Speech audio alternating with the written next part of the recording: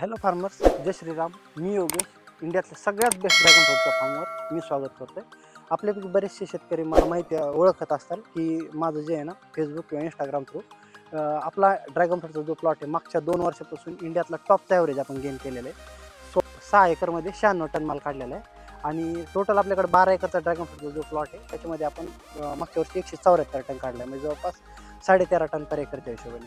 आता आपल्याकडे नवीन ड्रॅगन फ्रूटचं लागवड चालू होते. 4.5 एकरचा नवीन ड्रॅगन फ्रूटचा प्लॉट आहे.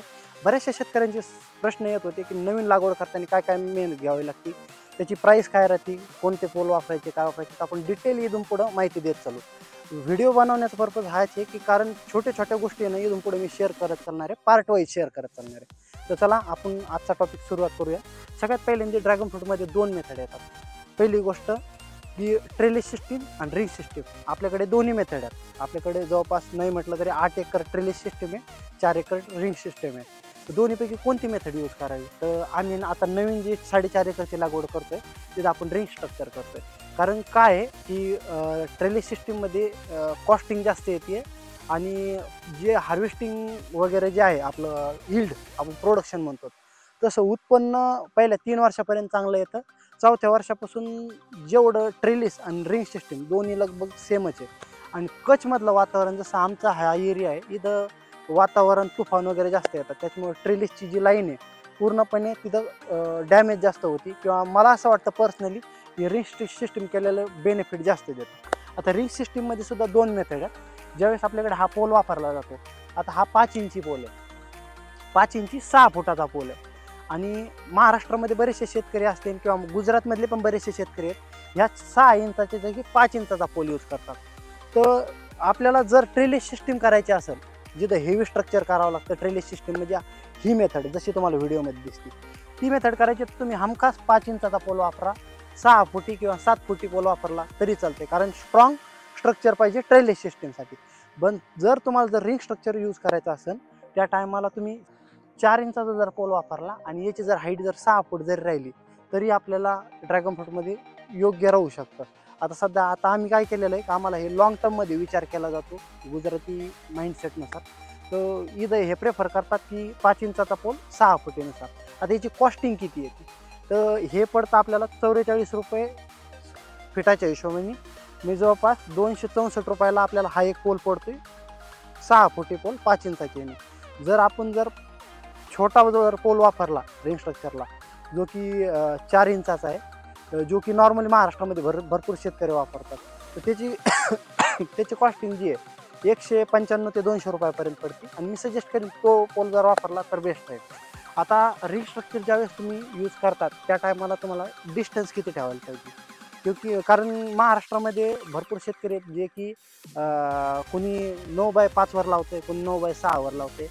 पण त्याच्यामध्ये काय होतं का 3 वर्षानंतर 4 वर्षानंतर जे ना ड्रॅगन फ्रूटमधून ट्रॅक्टर नाही जाऊ शकत. ज्यावेळेस तुमचा एरिया वाढत असतो, ज्यावेळेस समजा आता आमचा जवळपास 12 एकर ऑलरेडी ड्रॅगन फ्रूट आहे, इथं 4 एकर आणखी वाढणार 16 एकरमध्ये, तर मॅन्युअली हार्वेस्ट करणं शक्य नाही. त्याच्यामधून आम्हाला ट्रॅक्टर इथून गेलंच पाहिजे. त्यासाठी आपल्याला मेन डिस्टन्स कसं ठेवलं पाहिजे, तर 12x8 हे आयडियल डिस्टन्स आहे. जर 12x8 हे आयडियल डिस्टन्स जर ठेवलं तर त्याच्यामध्ये तुम्ही 12ही महिने त्याच्यातून ट्रॅक्टरमध्ये जाऊ शकता. ट्रॅक्टरमध्ये तुम्ही हार्वेस्ट झालेले क्रेट ठेवू शकतात. ह्या पद्धतीने आपण याचं भविष्य कन्सिडर करता हे डिस्टन्स ठेवलेलं आहे. मिनिमम जर तुम्हाला कमीत कमी याच्यामध्ये आणखी कमी करायचं असलं तर तुम्ही 11x7 ठेवू शकता. 11x7नी तुम्हाला एका एकरामध्ये 450 पोल लागतात. आणि जर 12x8 वर लावले तर 420 पोल लागतील. आता पोलची कॉन्सेप्ट तुमच्या जर क्लिअर झालेली असेल तर शेतकरी मित्रांनो, ड्रॅगन फ्रूटमध्ये सगळ्यात जास्त खर्च करणारी जर गोष्ट कोणती म्हणलं ना तर हा पोल आणि याच्यावरची रिंग. आता पोलच्या रिंगचा खर्च कसा येतो तुम्हाला मी सांगतो. आपला हा जो पोल आहे हा 5 इंचाचा पोल आहे. 5 इंचाच्या पोलचा जर एका पोलचे खर्च आहे 260 रुपये. 260 रुपयाच्या हिशोबाने जर तुम्ही 420 पोल बसतात 12x8च्या हिशोबाने एकरी, तर याचा खर्च येते जवळपास फक्त हा पोल 260 रुपयाचा एक पोल आहे, गुणिले आपण 420 करा, 1,20,000 रुपयेच्या आसपासची जी कॉस्टिंग येते ती येऊन जाते फक्त या पोलची. वरची जी रिंग आहे, वरची रिंग तुम्ही 3 फुटीची रिंग जी आहे ती घेऊ शकतात, 2.5 फुटी रिंग घेऊ शकतात. त्याची कॉस्टिंग 250च्या आसपास आहे. तर तिची कॉस्टिंग तुम्हाला याच्यामध्ये ॲड करावं लागेल. जर तुमचा हा पोल जर आहे, हा जर 4 इंचाचा जर पोल असेल तर त्याची कॉस्टिंग येते 190 रुपये. आणि तुम्ही 12x8चा डिस्टन्स जर मेंटेन केलं 420 पोल ते येतात, म्हणजे जवळपास 80,000 रुपये त्याची कॉस्टिंग येते. मेन खर्च तुम्हाला मी याच्या पोलच्या दोन्ही कॉस्टिंग सांगितलेले आहे, एकरी खर्च किती येतं ते पण सांगितलेलं आहे. वरची रिंगची कॉस्टिंग आहे 250 रुपये, 2.5 फुटी जर रिंग वापरलेली आहे तर तुम्ही त्याचं कॅल्क्युलेशन तुम्ही अंदाजा लावू शकता. एक मिनिट चालू ठेव, ते पण सांगतो.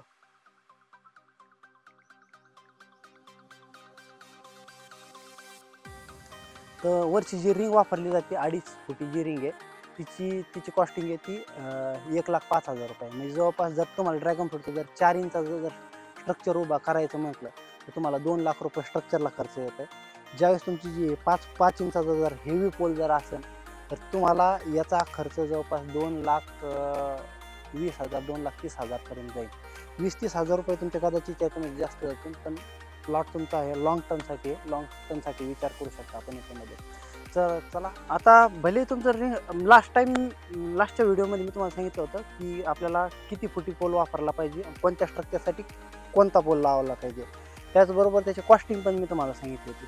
आता मी तुम्हाला सांगतोय की याच्यामध्ये पोल आपल्याला जे लावायचे त्यासाठी खड्डा किती बाय कितीचा पाहिजे किंवा डिस्टन्स कसं पाहिजे. आता उदाहरणार्थ आपला हा 6 फुटी पोल आहे, यासाठी मिनिमम 2 फूट हे जमिनीमध्ये गेला पाहिजे. आता हे ट्रॅक्टरने आपण खड्डे केलेले, आता हे ट्रॅक्टर ऑपरेटेड खड्डे केलेले. आता याच्यामध्ये आमच्याकडं गुजरातमध्ये एका खड्ड्याची प्राईस जी आहे जवळपास 25 रुपये खड्ड्याच्या हिशोबाने आपण यांना दिलेलं आहे. ह्या हिशोबाने एकरी जरी नाही म्हटलं तर हा व्हिडिओ लाईक करा, कारण आपण भेटूयात पुढच्या पार्टमध्ये आपण एक चीज आणखीन सांगत चालू का रिंग स्ट्रक्चरमध्ये किती इंचाची रिंग वापरायची किती, आणि बाकीचे समजा जे पण अपडेट राहतील ते पण आपण पुढे शेअर करतो.